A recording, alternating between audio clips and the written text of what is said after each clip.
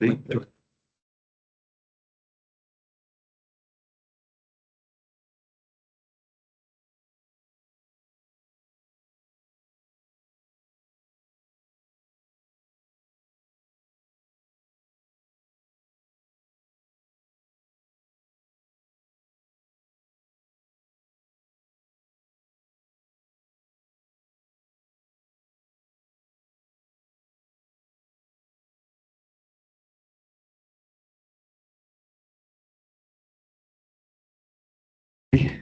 Good afternoon.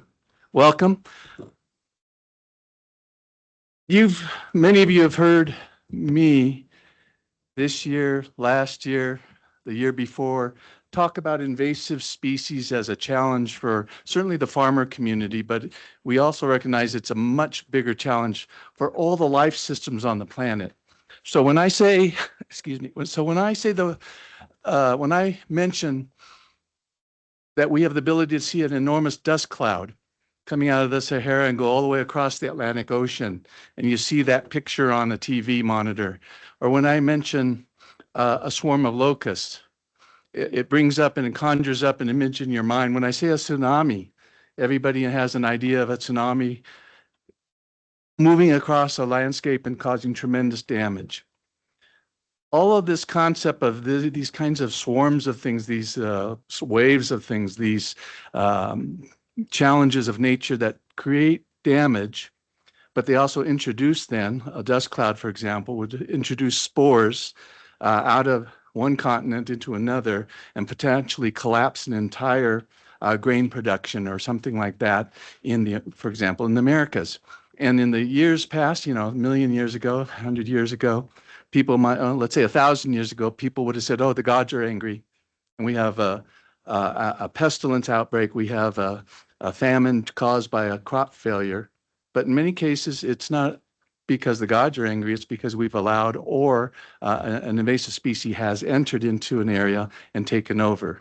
And we also recognize that invasive species, while they might be alien species that show up out of a different place, moving across through trafficking, through hitchhiking, through just carelessness at the ports of entry, we also recognize as a lot of species are indigenous species that suddenly become opportunistic, and because there's been a change in climate, a change in habitat, all of a sudden they too can become invasive and take over an entire landscape. Many of you we've been talking about water hyacinth in Lake Victoria, and people are just watching how quickly an invasive weed can spread across an entire area.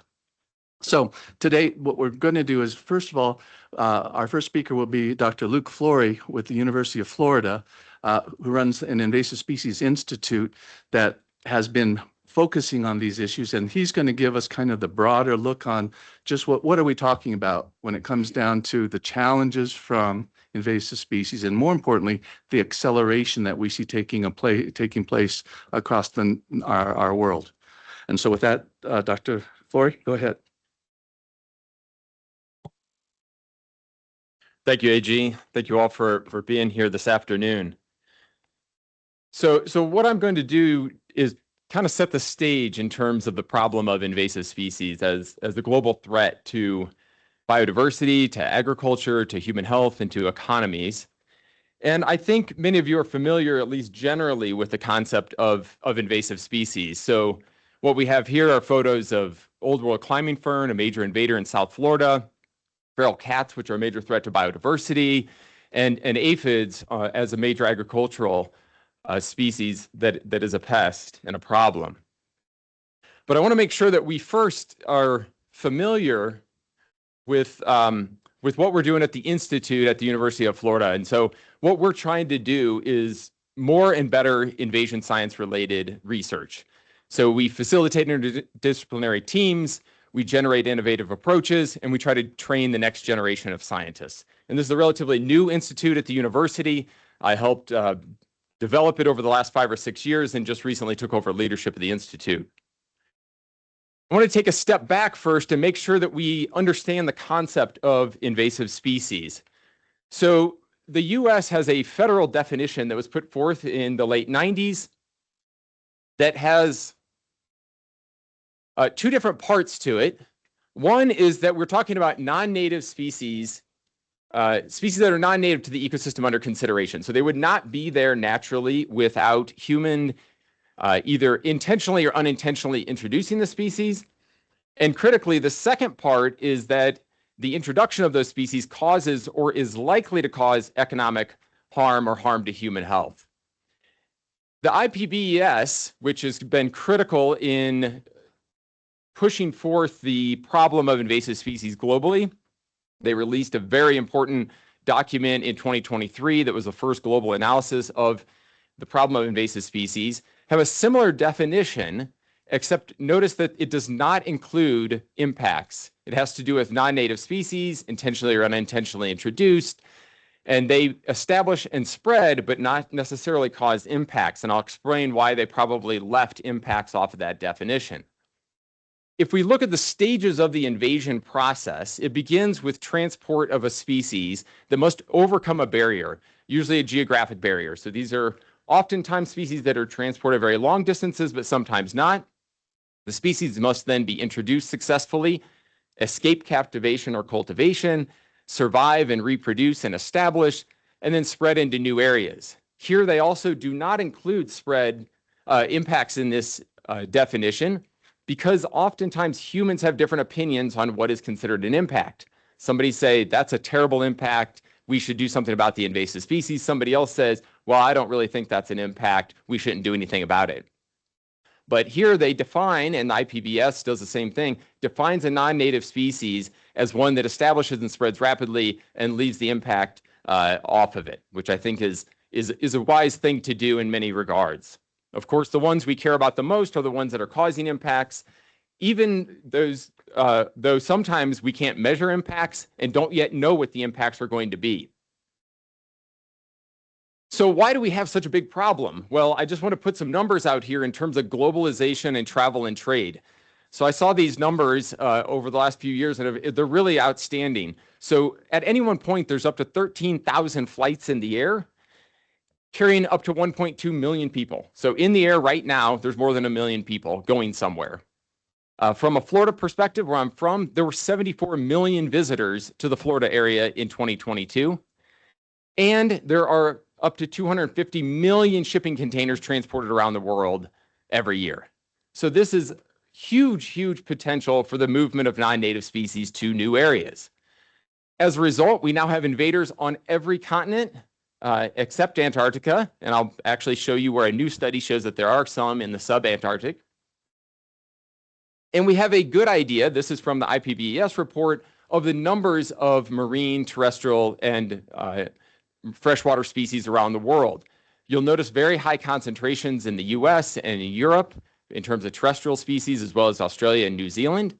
In terms of marine species, there's very high concentrations in the Pacific and in the Mediterranean. Now, critically, they include in this analysis the lack of data. You will notice that much of the global south is lacking good data on non-native species, suggesting there's many more out there than what are being documented. One really important point is that the accumulation of non-native species globally is rising, and it's rising quickly. So this is a really nice analysis from Hanno Siebens' group that was published in 2017. More recently, they've looked at different groups, including mammals, crustaceans, mollusks, algae, insects, many pathogens, and show that there's been a rapid increase over time. So the policies, the regulations that we have in place are not keeping up with the pace of introductions. This is a really neat graph. It's hard to follow quickly. You would have to take a while to look at this, but it shows the movement of species, of non-native plant species specifically, from different regions around the world into new areas. So this is from Mark van Kloenen's group, published back in 2015 in Nature. And what you see that introductions from Europe and temperate Asia are primarily into Australasia. Introductions from temperate Asia move into Europe. Introductions from Asia and Europe move into Africa. And so we have a lot of movements from different regions to other regions around the world. So these are just some headlines I grabbed highlighting the threats of invasive species. So at the top there, you see agriculture, forestry, and fisheries resulting in hundreds of billions of dollars in losses over the last 50 years. The idea that if we manage invasive species effectively, we can curb global extinction rates, so impacts on biodiversity. The headline on the bottom left is actually research from my group that just came out showing that invasive plants can increase tick exposure risk and tick-borne disease risk. Top right there, you see the blue crabs are invading in the Mediterranean with major economic implications for Italy, and other headlines that you can see often. The economic impacts of invasions are profound. So over the last number of years, the InvaCost database has been developed by a guy named Frank Korchap and a whole host of collaborators. They've estimated that there's been over $2 trillion in damages from invasive species since the 1970s. The figure on the right shows the rapid increase in economic impacts of invasions, which has a fourfold increase every decade. If we look at different groups, we see things like Formosan termites that are impacting infrastructure and buildings. We see feral hogs or wild boars that are impacting agricultural areas and residential areas. And we see water hyacinth that's impacting things like fisheries and the use of aquatic areas.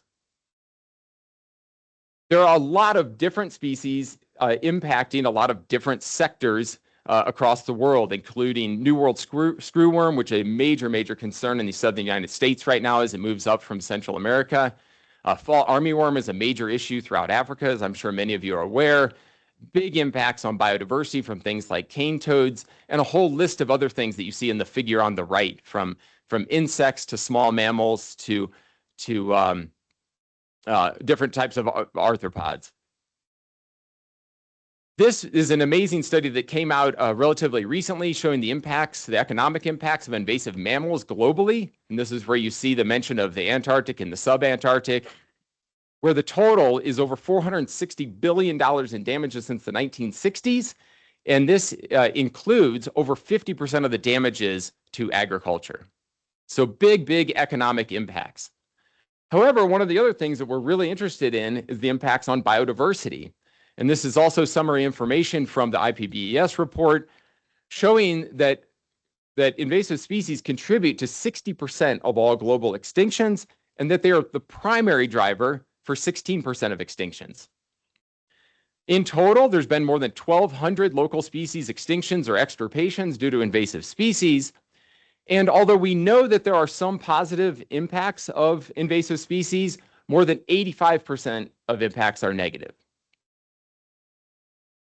Here's a couple of other examples, one quite local, showing that Nile perch, although they have provided a lot of food resources and economic inputs into Lake Victoria, they're responsible for the extinction of over 200 native cichlid species in that lake. And we often think of predatory animals being the most impactful in terms of affecting other native species. But in fact, the number one threat, at least in Australia, is rabbits, which threaten over 320 of Australia's at-risk species by promoting overgrazing and enhancing the abundance of feral predators. One example from my own research, from my research lab, this is a photo of a longleaf pine ecosystem, an uninvaded longleaf pine forest or savanna in the southeast US. It used to be the dominant ecosystem in the southeast United States. But we have invasions of Kogan grass that look like this. Kogan grass is a perennial rhizomatous species. It was actually introduced twice into the southeast United States intentionally as a potential forage species. That did not work out well at all. And now we have major invasions throughout Florida, Alabama, and other southeast US states. And in our research, we've shown through long-term experimental work that there's 60% less native cover due to Kogan grass invasion, over 60% lower native diversity, and severely altered native species composition. So big impacts on native biodiversity. Another major issue that you may have heard about with invasive species is the dynamic of invasive grasses interacting with wildfires. So this is a feature from the journal Science a couple years ago. Our research was highlighted in this issue. And the idea is that there can be these positive feedbacks between plant invasions and fire, where plant invasions create this continuous, abundant, fine fuel that then results in higher intensity fires that feeds back to greater damage on native species. But the invader is often tolerant of the conditions it created, creates such that it results in additional invasions. And so this dynamic has been documented in a number of regions around the world, including in North and South America, parts of Australia, and you have everything from Kogan grass to cheatgrass, gamba grass, and molasses grass affecting these ecosystems and generating potentially these fire invasion feedbacks. So this is a major ecosystem impact of invasive species. We also have a lot of impacts of invasive species on human health. And so I've pulled a number of examples here. First is the fact that they can host pathogens that can impact humans. This is an example of raccoons invading in Europe and causing transmission of diseases to humans. We also have indirect interactions because they can vector pathogens themselves, but also because invasive species can promote these disease vectors that then increase disease risk to humans. Finally, we have the fact that these invaders can alter ecosystems or the vectors of diseases, such as pythons that change mosquito breeding patterns in South Florida, altering disease risk for humans. Now, a major one that you may have heard about is ambrosia or ragweed, and there's multiple species of ambrosia that have huge impacts on human health globally. So that highly allergenic pathogen pollen from ragweed species causes seasonal allergenic rhinitis and asthma that affects 15 million people worldwide. There's been a couple of estimates of the damage caused and the healthcare costs that are required.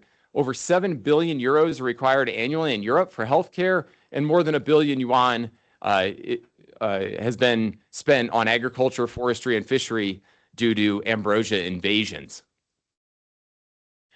Now, a really important point is that although invasive species themselves cause impacts on economies, biodiversity, ecosystems, and human health, as I just explained, they of course don't happen in isolation. A major issue is that invasive species interact with our many other global change drivers, including climate change, urbanization, biodiversity loss, emerging pathogens, and many others that I have listed here. So I'm going to go through a number of examples here, including some of our own research to highlight interactions between invasive species and other global change drivers.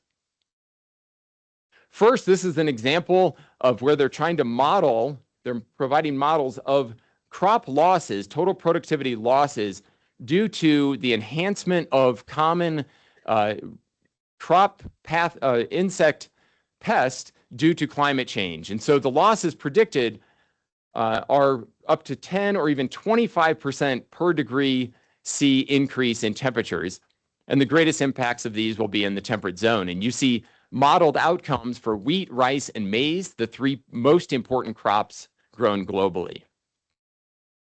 A second example comes with the interaction between invasive species and disease vectors, showing that climate change can enhance disease transmission. And so Aedes mosquitoes transmit a lot of diseases to humans, including chikungunya and dengue. And these species have historically been limited by cold winters, but their range expansion is predicted to be really dramatic under climate change. And the season for biting and disease transmission is also expected to increase. So already dengue and yellow fever threaten almost 4 billion people in 129 countries worldwide, and dengue kills over 10,000 people a year. That is expected to increase under climate change. Here's another example from my own research, turning back to that longleaf pine ecosystem in the southeast United States, where over the long term, we experimentally manipulated invasion, drought, and fire. And fire is important naturally in this ecosystem, but the invasion results in really high biomass, really high fuel loads that greatly increases intensity of fires in that system. Drought in the system results in the trees being much shorter, which makes them more vulnerable to those high intensity fires. And so then what we see is that the trees that are killed are the ones that have been exposed to both drought and invasion.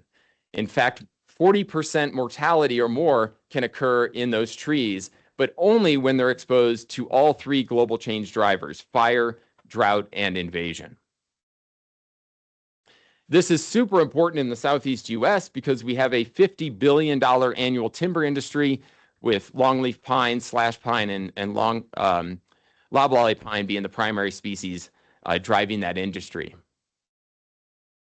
Another example here is with crop diseases and the interactions with invasive species. And so this is also a group example from my own research group. So we've been working for about 15 years on this foliar fungal pathogen called bipolaris that accumulates on this annual invasive grass called Microstesium viminum. This is widespread in the eastern and the midwestern United States. And we found a few years ago that that exact same pathogen is causing complete loss of industrial hemp crops. And so our ongoing research is looking at the role of invasive species as conduits for disease transmission from natural areas into agricultural systems. And as we experience more extensive spread of invasive plant species, we think this dynamic of invaders causing transmission of disease into agricultural systems is only going to increase. Now, invasive species can also interact with land use change, which is a major issue globally that we've heard about already today. And so land degradation feedbacks can occur because deforestation, overgrazing, and poor agricultural practices can open up pathways for not only rapid invasion of non-native species, but also erosion, desertification, and soil loss. And there can be feedbacks between these two, such that there could be a positive interaction, and more deforestation and overgrazing, for example, can really result in more rapid invasion and greater desertification. One final example here in terms of interactions has to do with the role of cities with urbanized areas in the evolution of invasive species. And we laid out this hypothesis in this paper a few years ago that cities may provide this common environment around the world for invasive species. They're introduced commonly into urbanized areas, and the environment is different in cities than in the surrounding natural areas.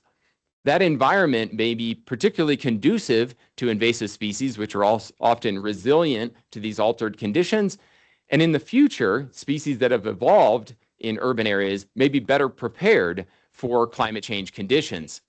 We tested this with this herb, Erigeron annuus, in Europe, in Zagreb, Croatia, and we showed that although under common conditions, the plant is not as large, so with more urbanization, the plant doesn't grow as large. It seems to have evolved a conservative growth strategy. But when we apply experimental warming and drought conditions, the urban evolved populations do much better. They're not harmed as much by the climate change treatment, and the populations that are more urbanized, that are from more urbanized populations, they are even more tolerant of climate change conditions, suggesting that urban evolved species may be a serious problem under climate change. So now I want to start thinking a little bit here at the end about solutions here. So how are we going to deal with this problem of invasive species? This figure shows management options for invasive species as invasions progress. So early on in the invasion process, before a species is introduced, of course, we can prevent it. That provides the greatest return on investment. That's what you see at the bottom there, upwards of 1 to 100 return on investment. However, as an invasion progresses, we may only be able to eradicate it, or we can only maybe contain it to a certain area. Once an invasion is widespread, the only thing we can do is protect our assets. And at that point, our return on investment is really low, perhaps only 1 to 1. Every dollar you spend is you get $1 in return. The issue is that although 80% of countries include invasive species management in their biodiversity strategies, 83% lack sufficient regulations for prevention and control. That is the problem, yes. And 45% do not allocate sufficient funding for managing invasive species. Now, this is a different issue than the regular pollution that we may be thinking of. Biological pollution or invasive species are quite different. They're not the same thing. Now, there's a very, I think, clear reason for this. So with regular, you may call it pollution, typical pollution that we think of, like emissions from smokestacks, if we reduce emissions by 90%, we get a 90% reduction in the problem. However, with invasive species, because they're self-perpetuating, reducing 90% of the risk can still result in 100% of the problem. Because if a species is successfully introduced, it grows on its own. Smokestack emissions don't grow on their own, but biological agents are self-perpetuating. They can grow on their own, and we still get 100% of the problem potentially.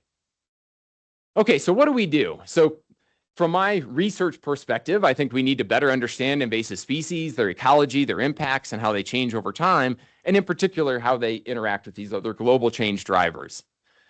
Secondly, prevention and early eradication is by far the greatest return on investment. And that's why we're here today to push this initiative of more action on the problem globally of invasive species. And so we need things like horizon scanning, risk assessments, and programs for early detection and rapid response. We've got to accelerate these problems as the number of species introduced grows over time and these problems increase.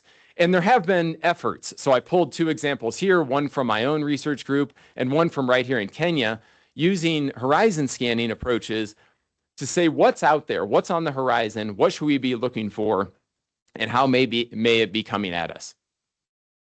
Thank you.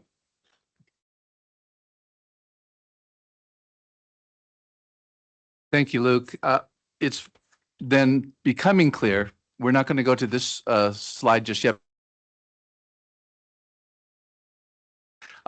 that we understand that with prevention comes exclusion. How do you keep things out in the first place? And that's very, very important part of what is happening now, is that the identification, trying to find out what kind of invasives are you dealing with, whether they're microscopic or they're large animals like invasive pigs, the largest vertebrate problem on in the world right now. These are some of the challenges we face. In our resolutions this week, everybody has seen on cluster A the challenges of wildfires. What I wanted to do now is introduce Lee Winawiki, who actually runs the amazing institute, C4 Institute, right next door here. Kind of runs it.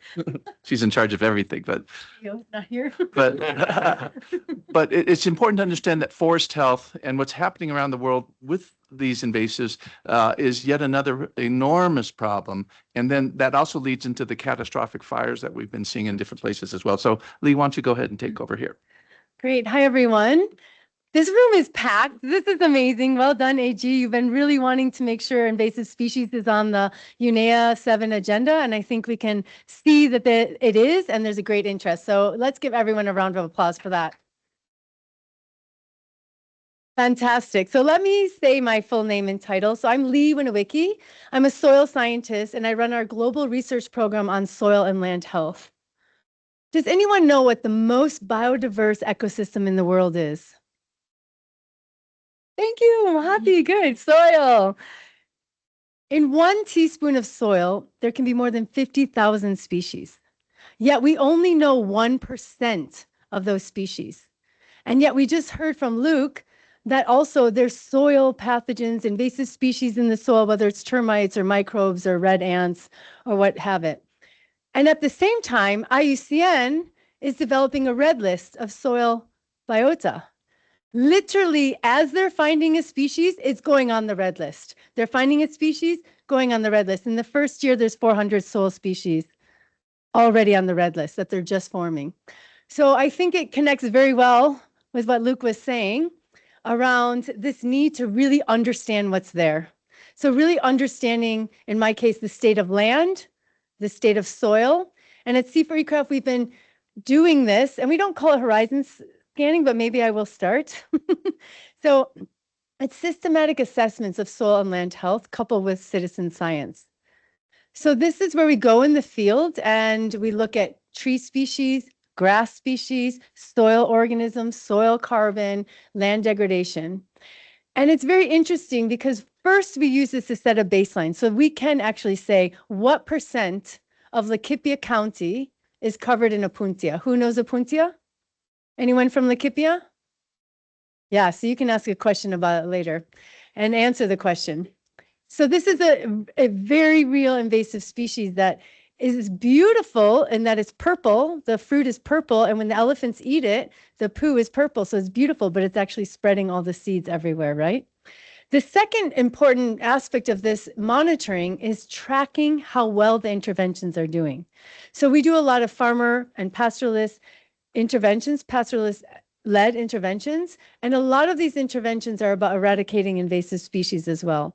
And we need this hard data to be able to say what is working. Is cochineal working really well at the speed we need it to in Laikipia to eradicate Opuntia? So I think we're very excited to have the largest data set of soil health, land degradation, and vegetation diversity species in the global tropics. This methodology has been applied systematically in 46 countries. We added Mongolia this year. And a lot of these are rangelands, and 50% of the Earth's surface is rangelands, 40% of the Earth's surface is degraded. So restoration is needed. Can anyone guess how many native grass species there are in Kenya? Actually, no one really knows, so you won't be wrong if you say, but around 1,000. Does anyone know how many grass species are commercially available and being planted in rangeland restoration projects in Kenya? How many are just being planted? Yes, 3. There's 3. There are 3, and they're all indigenous, but actually, some of them are not indigenous in, for example, the Amboseli ecosystem. So Aragrostis superba is an indigenous grass. It's a very important grass, but it doesn't tolerate high salt conditions. So Amboseli is what? Super saline, very high pH. And yet, we're trying to do good in the world by restoring grass and herbaceous cover in this ecosystem, but we're not planting the right species. So I couldn't agree more. So in addition to our call to action, AG, can we just raise more awareness about which species where? So at eCraft, and I saw Prasad somewhere, we say the right tree for the right place for the right purpose. And I think that needs to go for everything, whether it's microbes or grasses. So I'll stop there, but my final, just to reiterate, we are very dedicated on systematic monitoring of soil health, land degradation, vegetation diversity. These data must be leveraged to inform policy, practice, and financing. Thank you. Thank you, Lee. Those 3 R's are so important, and it's taking place, I think, the good intentions of trying to address replacement species in every country continues to move forward. And sometimes it's a commercially driven enterprise with a lot of thinking behind it. But this goes back almost 100 years, even in California, for example, where after the logging had cut away a lot of the native plants, native trees, the timber industry, they did replant with different species that they thought were fast growing and would work. Eucalyptus is a good example of another invasive species that can be brought in and grows fast. And that you realize that they didn't think it through maybe to the 2 decades, 100 years later, and they ended up with problems because now they're even more vulnerable to, for example, a catastrophic fire or something like that. While we were talking about the different resolutions this week, here, I think there's 18 resolutions left. Is that the number right now? You might remember there was an introduction to karst systems. And karst systems, for many of us, didn't quite understand how important those systems are to our water supplies, how important they are to the different biodiversity that resides within them. And as we were talking about karst systems, caves, for example, there's an ecosystem that lives within the caves, many, in fact. One of them happens to be bats. And we just happen to have one of the world's top authorities, David Wachuli. Dr. Wachuli is here, who's a National Geographic Explorer expert and professor, giving a lot of talks about the challenges that are happening to one of the most important species on the planet for those of us in agriculture.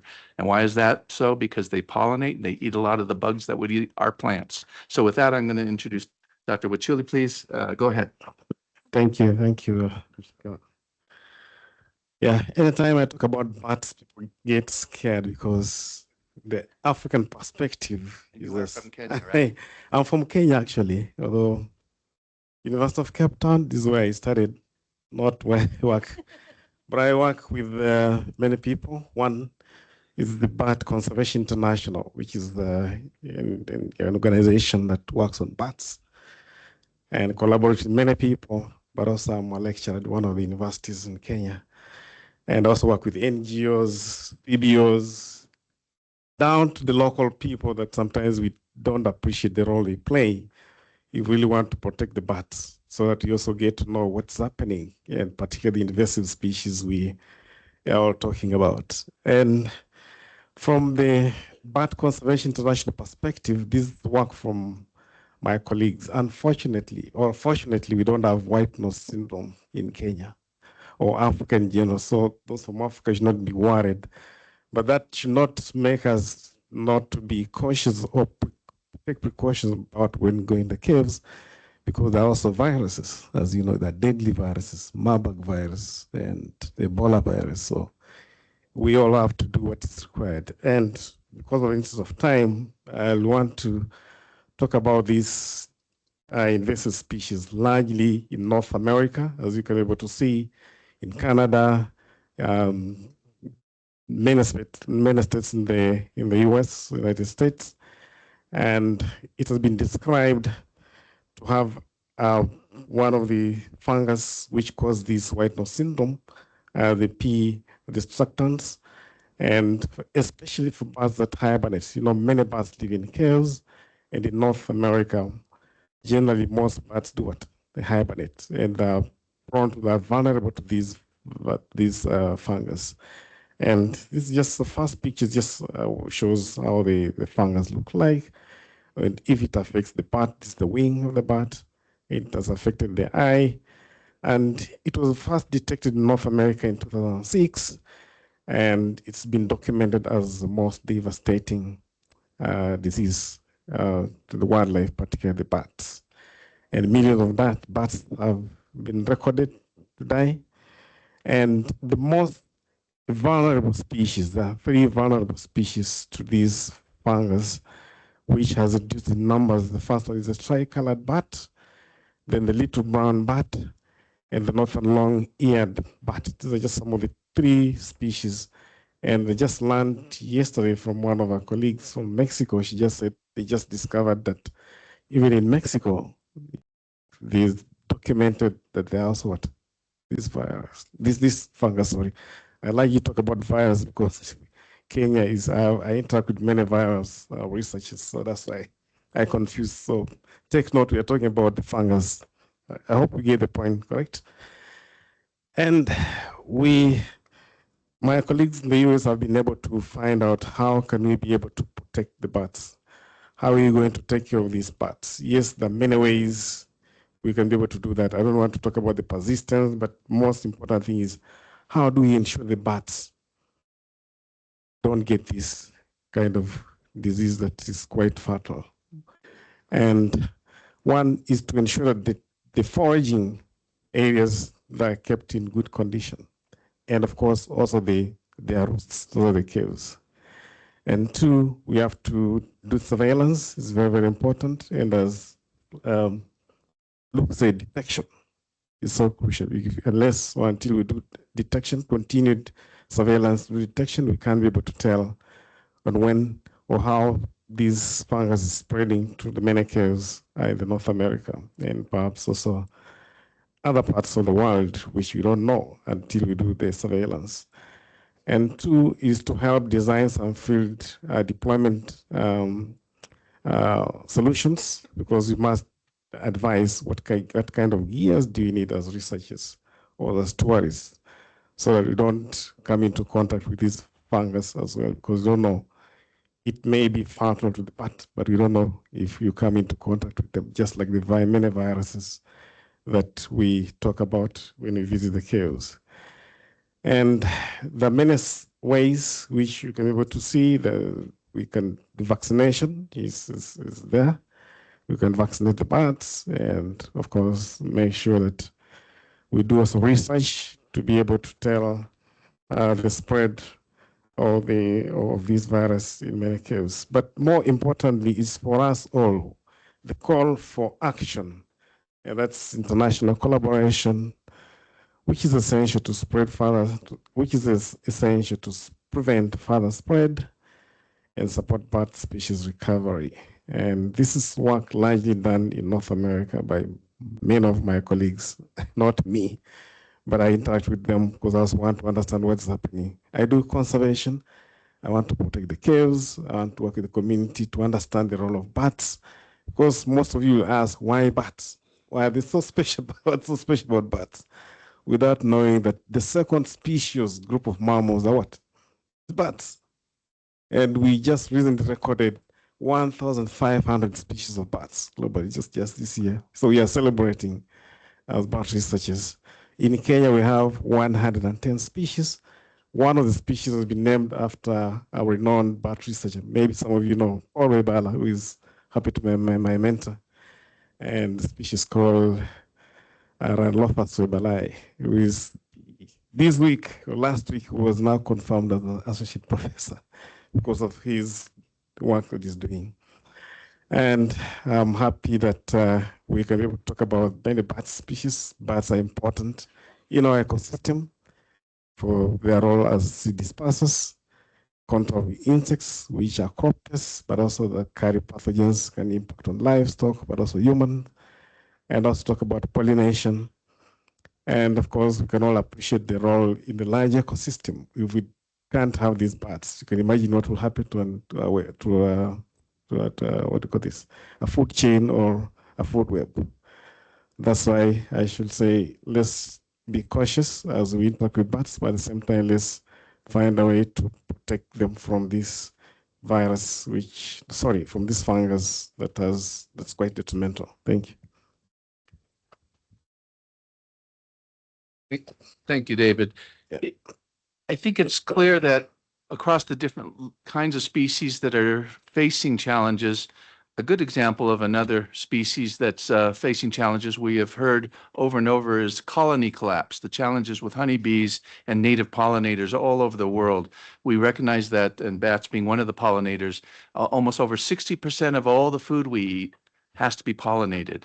And when you have enormous challenges because of invasives, whether it's mites, whether it's viruses inside of the stomachs, the gut of the bees, that's just one small window on what's taking place at a large scale across our world. Interestingly, we talked about how maybe transporting goods back and forth around the world can obviously introduce different kind of invasives. The ballast of ships dumping out their ballast into waters in a different spot releases all kinds of different invasives. A little lady let's say a little old man walking through the airport with a little bundle of fresh pork meat that he thought was fresh when he left, but he's going to go visit somebody. That's $1 billion problem if it happens to be infected with foot and mouth disease. And yet they'll walk through the airport because they're looking for bombs and they're looking for other things, but not necessarily a package of meat that might rot on the way there because it just got delayed in a flight or something, and suddenly it's not as good as she thought it or he thought it would be when he gives it to his family visiting a family farm. We're talking about then a big problem that lacks awareness, maybe lacks education, lacks training, and it's important to understand that one of the most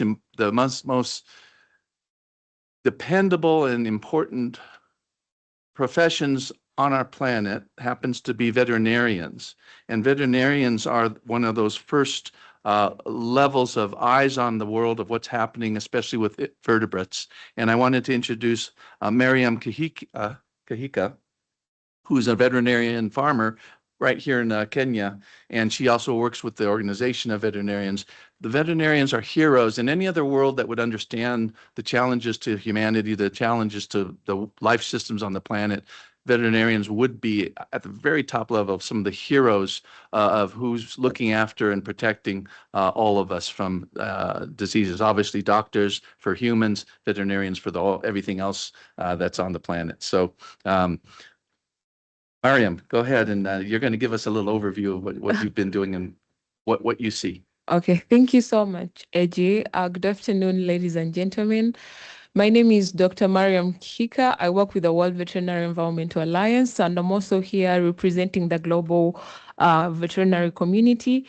What we do, we basically do advocacy. We basically are trying to empower veterinarians for them to come in such spaces like the environment. For example, if we talk about such things and how vets are important, that there's no expertise and we don't know how best we can connect to such spaces. So what we really do is empower veterinarians to act locally, but also collaborate globally through education, policy advocacy, and practical sustainability solutions. And I would like to say really that invasive species are powerful, but often overlooked, drive biodiversity loss and global food insecurity, like we saw from Dr. Luke's presentation. And they degrade ecosystems, they displace native species, and simultaneously undermine agriculture, livestock through crop destruction and disease transmission. The result is reduced food production, rising costs, and heightened vulnerability for millions of people, particularly smallholder farmers. You will not imagine that bats would have an impact on your health. You'd not imagine other invasive species will have an impact of your money, because it feels like we do not see it. It feels like it's far-fetched, but it's really important for us to understand that. For example, in Uganda, like invasive species such as the water hyphen on Lake Victoria and the Nile perch, which the Nile perch continuously drives out the native species. We saw that from Dr. Luke's presentation before also. And it's important to understand that this will continuously undermine food security and continuously threaten livelihoods. What I can really want to include and add is that addressing invasive species, therefore, not only a conservation priority, but it should be a strategic investment in food security within different communities, but also for economic stability and the One Health approach. Like we have seen, when we talk about the One Health approach, what we mean is that the environment, the humans, and the animals are interconnected. Most of the time when we have discussions concerning One Health or in environmental spaces, people speak about the environment and then the human health, and then they forget the animals, which actually contribute to 70% of the zoonotic diseases within the communities. For example, maybe COVID is one of the latest examples we can use, the pandemics, and it's important for us to understand that the animals, the humans, and the environment are fully interconnected. And it's important for us to have such discussions, really, to push for such discussions so that we can have a change within our policies, so that we can have a change in everything that we ought to do and continuously protect our environment, really. So as I was saying, it's not only a strategic investment in food security and economic stability, but also One Health approach. So I want to call upon the different people in their capacities, biologists, veterinarians, whoever is working with conservation, really to be frontline advocates for this, because people out there may see an invasive species, but they do not know about the invasive species. They do not have information. They do not know how. Yes, it's an invasive species, but how does it affect me? How do I translate that to a local community? For example, explain to someone in a community or a child in high school and tell them, you see, invasive species are bad. We can speak about it right now in such spaces. But if we do not go out in our communities and tell people and show them the impact that it really shows to them, I don't think it will really add anything on much. So I would like to call upon everyone to be frontline advocates. That we should continuously protect our ecosystems, our food systems, our public health, and safeguard the health of the people and the animals. Thank you so much. I work with the World Veterinary Environmental Alliance. For any organization that would want to collaborate with us or partner with us so that we can share practical work that we do globally, that is being done by different veterinarians. I don't know if I'm allowed to say this. It's so hard that I may look for another veterinarian in such a space and I do not find one. And for me, being here is already a success for us as a veterinary community to be able to push for policies that involve animal welfare, for policies that talk about public health and One Health. So I'm really glad for Eji for giving me such an opportunity. Thank you so much. Miriam, and applause for you and all of your compatriots that are really helping to keep us protected, and more importantly, continuing to send this message out. I know as a farmer, just this last year, we were almost in my area in Southern California, we've had an invasion of multiple species of fruit flies fact, we've had 3 or 4 fruit flies that have never been seen in North America in these last 4 years in California alone, let alone Florida, anywhere else. And this is happening in many other places.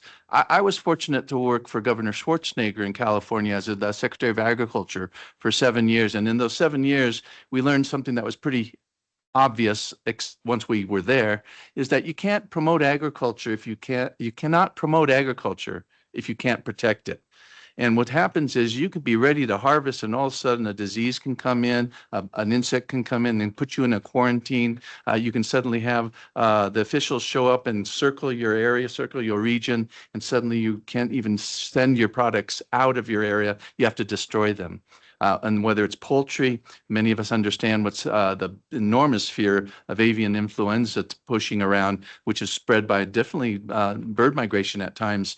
We recognize that if that's a threat to the poultry industry, it's also a threat to the human population because these zoonotic diseases are active all the time.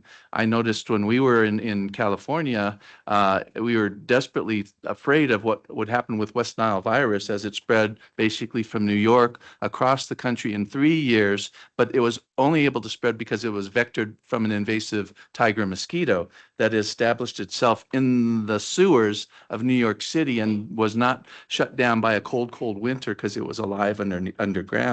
These are just perfect examples of how these different invasive species can, as Dr. Flory mentioned, can actually come together to complicate things and make them even worse. One of the things that I wanted to make sure and do here, we're going to have a time for a Q&A, but this idea that we're all vulnerable, we're all stakeholders, and each nation has to do its very best to try and address this problem, but not in silos necessarily, which is what the case is right now, not in different species, that my species is more, my invasive species is more important than your invasive species. So I want that money to come to my program, not your program, if there's only a limited amount of dollars. We recognize that this is a problem and we need to start to address how we globally are going to address the whole bigger issue of invasive species challenges.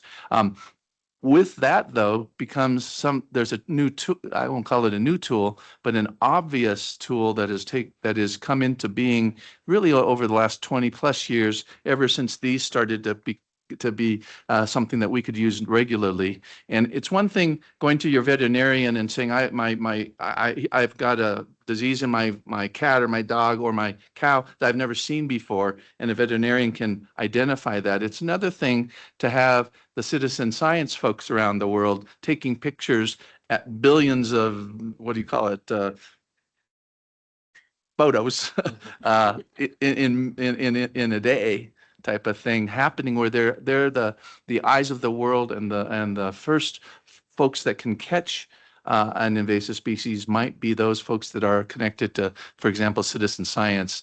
Martin, whether you're expected or not to do this or not, I'm calling on you to talk about the role that citizen or civilian or citizen science can play as part of the watchdogs, part of the eyes of how we're going to address invasive species on our planet in a much more comprehensive, much more eyes open, let's say, way. Go ahead.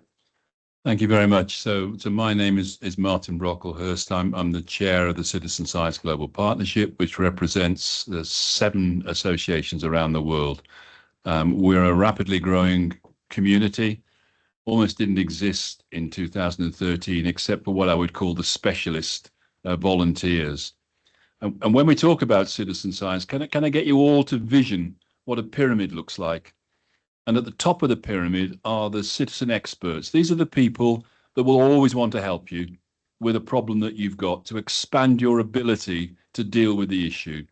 So a classic example of a citizen science program at the top of the pyramid is dealing with invasive tree species, where you want to train up people to be your eyes and ears on the ground. And so you invest in a few hundred people or a few thousand people in a country to expand your program way beyond what you could ever achieve through direct observations on the ground. And these people will become as good an expert as the experts themselves. The other end of the spectrum is at the bottom of the pyramid, which is where ordinary people can get involved in being assistants to you to deal with invasive species. Now, if you want the ordinary people to be involved, You've got to give them very simple tools that are very correctly managed, have the potential to generate millions of data points, and use AI and algorithm systems to identify spurious data. And when you have data volumes of that source, you can actually observe spurious data very quickly, the outliers. And what good citizen science programs do is they put the outliers to one side to evaluate when there's less pressure to see whether the outlier is the indicator of a major change or just a simple error. So it is a lie to say now that citizen science data is not accurate. Citizen science data is as accurate as the design of the citizen science program, in just the same way conventional science is as accurate as the design of the conventional program. What is different is that it can be done at a speed and a pace that cannot be matched by terrestrial observation systems. It delivers you a data density that cannot be matched by anything else in the terrestrial world. The nearest thing to it is satellite data. But funnily enough, it can also be used in collaboration with satellite data to be your ground truthing. So we generally say it's faster, it's denser, and it's a lot cheaper, and it will deliver you information that you badly need to manage invasive species. Now, have we got examples of it working at scale? The answer is yes. When the Zika virus came in, a number of programs were running on monitoring the movement of the tiger mosquito. And they started in Spain. And at that time, when the citizen science program was put in place, they were identifying locations of tiger mosquitoes at 200 miles from where they had been identified on official programs. So the initial reaction was the data is wrong. The citizen science data is not correct. That is always the reaction from the official monitoring networks, unless you work in partnership with them. And that's where we would prefer to be. The citizen science data in Spain was 2 years ahead of the official monitoring programs. And we can prove that now through peer-reviewed papers. So if you really want to understand how to manage an invasive species like mosquitoes, then what you need is agreed methods, agreed data validation systems, agreed IT systems and packages on mobile phones, and agreed data platforms where you can show people what the results of all this work are. And in the mosquito area now, there is something called Global Mosquito Alert, where 4 different methods are agreed. A global platform now exists, and anybody can get involved. And if anybody wants to experience the urgency to sort these issues out, I can take you back to 2017, when we brought the scientists together to try to identify these 4 programs. Normally, it takes years to get scientists to agree on anything. But at this occasion, we had people from the global south, and they were looking at what was going on as everybody was arguing over the methods, and they interrupted. And they said, please stop this. Please just tell me what the methods are I need to use. Tell me how I can apply them.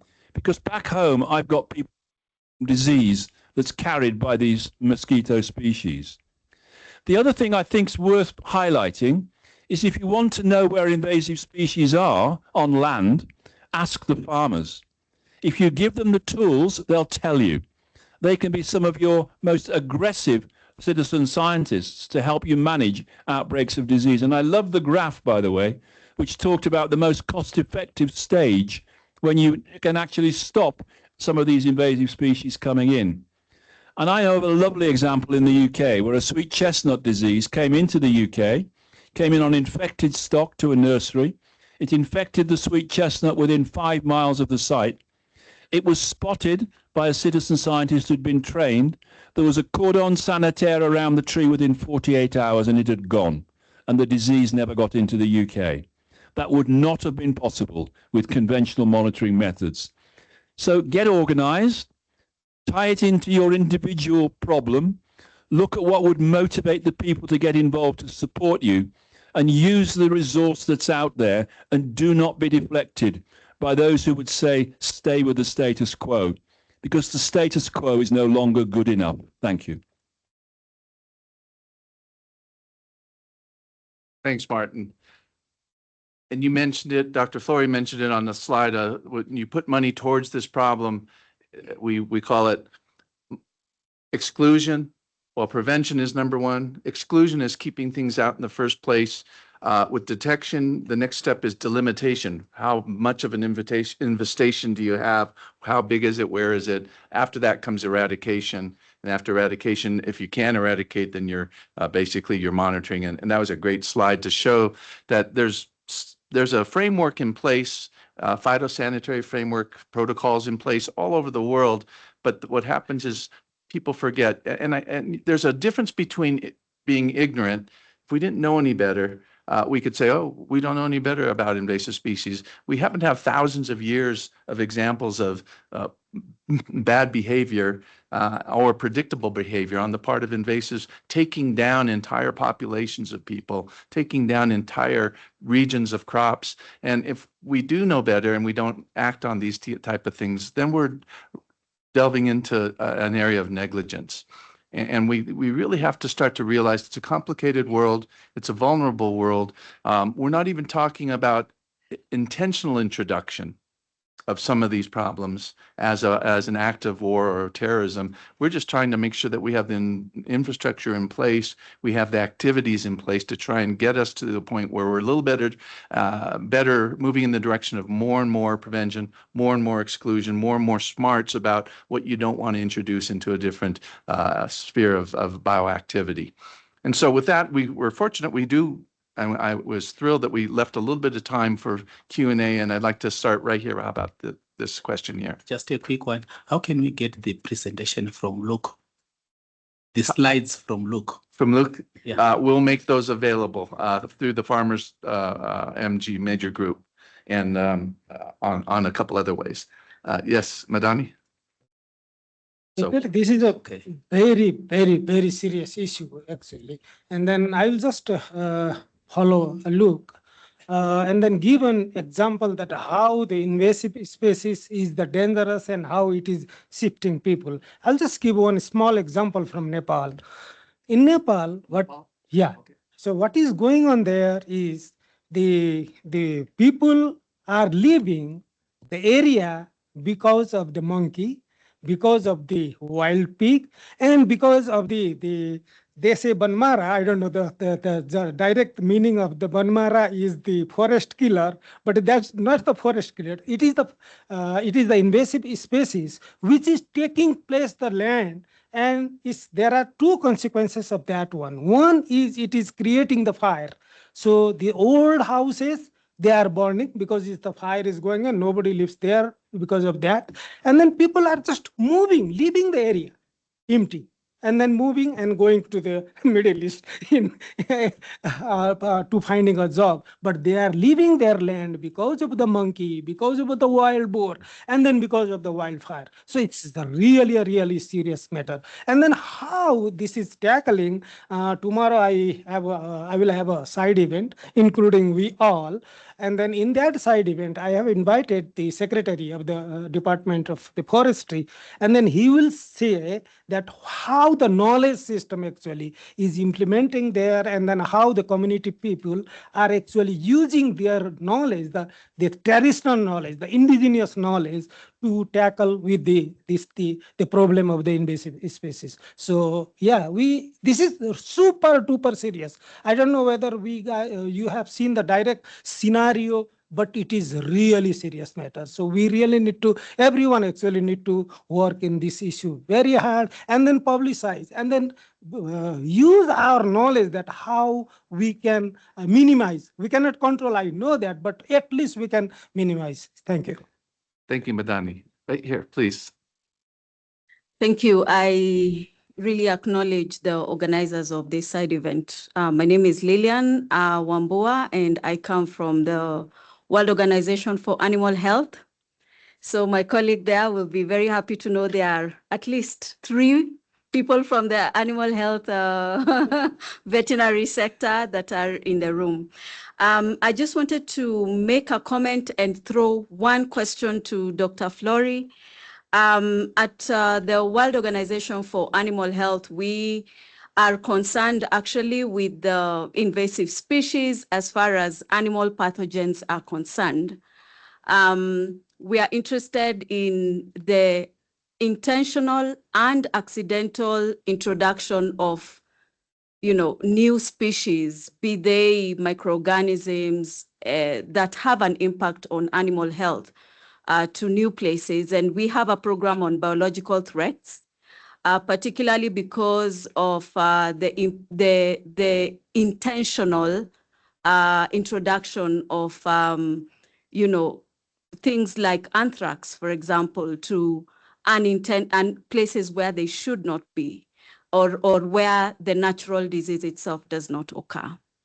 And for this, we are advocating for the agenda of global security, supported by elaborate laboratory network to be able to detect these new occurrences.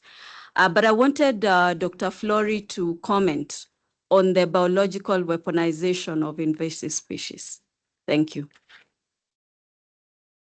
Yeah, that is a growing concern because of the issue that I talked about at the end of my presentation there about self-perpetuation. So in terms of bioterrorism or issues with biosecurity, the introduction of a pathogen that could affect food security, for example, or human health or livestock health is a major concern, because an introduction that may seem small at first can grow on its own and become a very large problem ultimately. Yes, sir. Go ahead.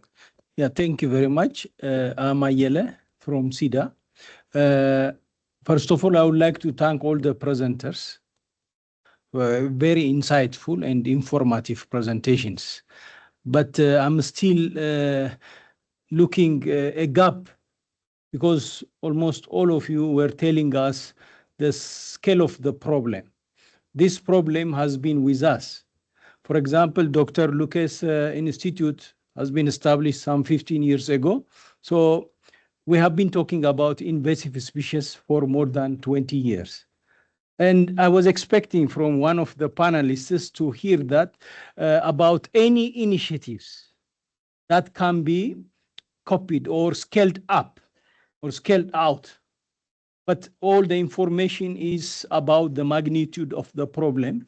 And I know that there are many efforts worldwide that can be a good case to develop. If in case you have in mind, but not included in your slide, I would like to hear. Thank you.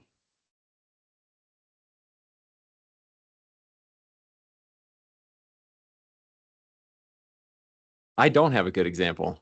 The IPBES report that came out in 2023 was the most comprehensive description of exactly what you said: the scale of the problem, the things that I covered in my presentation, the economic, the ecological, the environmental problems of invasive species. I agree, it's been decades. I think we have some individual cases of effective eradication of species, and you can find some examples of that show that some of these monitoring programs are effective. But I agree with AG's comment earlier that these are individualized. So one particular industry is interested in a certain threat, so they monitor for that threat. They are sometimes very good at removing that threat, but there's not comprehensive programs. And I hadn't been to this meeting before, so I listened very carefully to the introductory remarks this morning. And I mean, I understand that I have a biased perspective. I'm director of an institute that studies invasive species, but there was not a mention of all the environmental problems. I heard no mention of invasive species. I don't know if it's because there's not interest. I highly doubt that. I think there's most ecologists, environmental scientists, people that are interested in the environment at all know something about invasive species. But as far as I know, there's not a comprehensive effort. And beyond these individual success stories, I don't know of widespread programs that have been successful. And so I think what I'd like to do is finish up by asking each of the panelists. I was trying to think of what's the positive or negative story, what keeps you up at night, or what makes you happy about progress. And I would ask them in just a short sentence each, make your choice. Would you rather say what keeps you up at night worrying about these things, or what's hopeful for you? Miriam, can I start with you?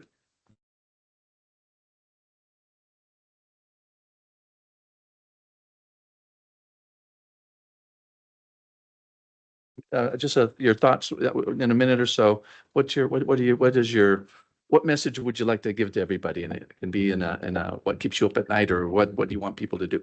Either Okay, one. thank you so much, Edgy, for that. Sorry, I wasn't ready for that. But I think for me, what I would wish for is for us to really raise our voices, especially the youth out there. We have to be in these spaces and advocate for the things that matter within our communities. Really, it's known for only the scientists and everything, but you can choose to look up certain parts, certain sections, and then you can read very much more.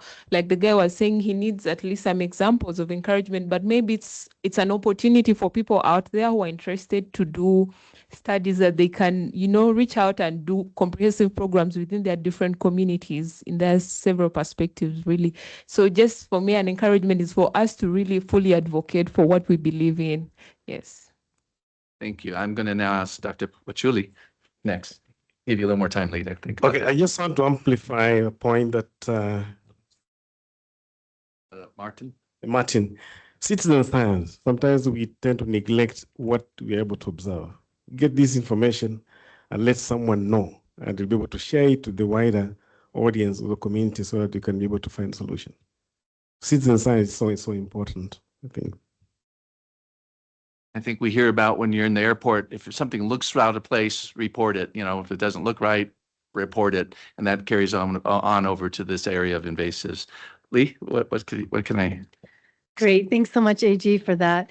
So first, I'm very inspired by the state of knowledge, the experts around here. I think this was really inspiring session to know. I know that we're in good hands to detect the problem, the issue, the scale. And my two calls to action would be, let's invest in healthy soil. Healthy soil is a climate solution. It's a biodiversity solution, food and nutrition security solution. And we must, secondly, invest in these monitoring systems. So at CEPR-ECRAF, we combine citizen science with robust monitoring. We use citizen science to detect the Opuntia. That's how we developed our Opuntia maps for the county of Laikipia here in Kenya. So we really need this investment in the monitoring, even though donors are sometimes reluctant because it's not very sexy. Citizen science has helped a bit to get some funding. So one, invest in healthy soil, and two, invest in robust monitoring systems. Thanks, Lee. And so many of us, it took a long time, and many of us who are farmers, took us a long time to understand that it is the topsoil that feeds the world, and you can feed the soil to feed the plant, and that's quite a interesting late 20th century, and actually it's ancient as well, right? A knowledge that has allowed us to take a hard look on what we're trying to accomplish on a daily basis. Dr. Forey? Yeah, sure. Thank you. I'd say one of the positive aspects of invasive species, the problem of invasive species, is that it's a bipartisan issue. I think we're all well aware that politics is more divided than ever in the United States and also in other parts of the world. But biological invasions are not a political issue for the most part. They do not impact only one political group. They work across the aisle and impact everyone. And so most people have an invader that they hate. If they spend any time doing anything in agriculture, or with human health, or with economic issues or environmental issues. And so that's a positive aspect. We want to think about it that way. And so that means that we don't have to choose a side when we have an angle on invasive species. And so each of us has a role to play in helping to solve the problem, raising awareness of invasive species and working within your groups and organizations in order to help us to better manage, detect, and remove invaders and help to change policy and regulations. Thank you. Great, thank you on that. Just, Martin, is something fast? Go ahead. Just to say, what keeps me awake at night is I've been through the loss of all the elms in Britain. I've been through BSE. I've been through foot and mouth, when whole herds in whole regions are slaughtered. So what keeps me awake at night is a tree disease coming in that wipes out the oak tree in the UK, which is quite possible from some of the diseases that are out there. And so my appeal to everyone is share what you're doing, scale it up, and involve the community in it to stop the spread of some of these devastating diseases. Thank you, Martin. I wanted to make sure to make a couple observations here at the end. We are part of 9 major groups, the farmers group. 3 of those groups, other groups, the indigenous peoples group, the children and youth group, the women's group, when you look at their populations, an enormous amount of their populations are farmers. When you look at the labor being done with children on the planet, almost 60% of all the labor being done by children is in agriculture. When you look at the women's group, almost 40% of all the farmers in the world, interestingly, not interestingly, by fact, are women. When you looked at the indigenous peoples group, again, a high percentage of their populations are farmers, and yet we don't always work together. We don't quite recognize how much we are companion stakeholders. And so what I'd like to read is just this one last passage here, and we'll finish up for the day. So recognizing that all of us are stakeholders because we eat every day, the role of agriculture and the multiple dimensions of life systems management and resource utilization translates to the simple conclusion that there is no one-size-fits-all solution to fulfilling the nutritional and material needs of over 8 billion people and 8 billion inhabitants and their domesticated animals. Rather, an all-systems approach with an inclusive working landscape strategy utilizing a full toolbox array of ancient knowledge, current and new age technologies would deliver the best framework for a thriving agricultural sector. Concomitant with that existing framework should be a robust and comprehensive phytosanitary barrier that focuses on prevention, exclusion, detection, diagnostics, delimitation, mitigation, and eradication planning. That same toolbox mentality to defend against invasive species needs to be constantly upgraded, improved, and strategically managed in order to build resilience. Plagues, pestilence, famines, outbreaks, epidemics, pandemics, and quarantines are the old and new after-the-fact words that we use when we forget our lessons of the past and present. So successful agriculture depends upon our determined vigilance and commitment to invest in those areas that deliver more predictability for a positive harvest outcome. And with that, I would want to say thank you, all of you, for coming here today. We have some cookies and tea and coffee outside, but that's just because we were trying to bribe you to come. But hopefully we didn't need that, but hopefully we can take the message here is that we're all in this together in all your different organizations. Don't let this be an unusual topic. It's a topic that needs to come to the top. So thank you all. 15 minutes to spare. Yeah, where's the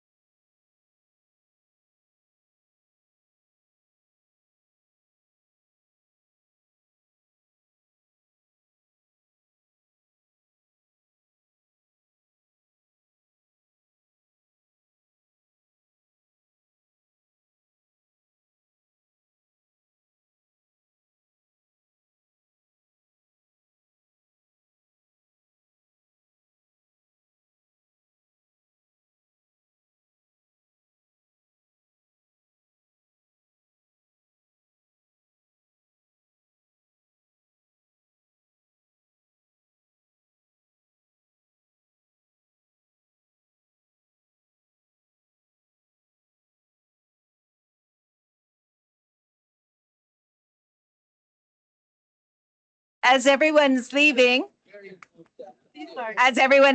just to flag, if this interested you, Lee is a panelist tonight at the Soil Health for People, Nature, and Climate event at the Mount Kilimanjaro room over in the Recreation Center at 18:15. Thank you. That's my bad for not remembering to tell everybody that. Sorry. Sorry, Lee. Okay.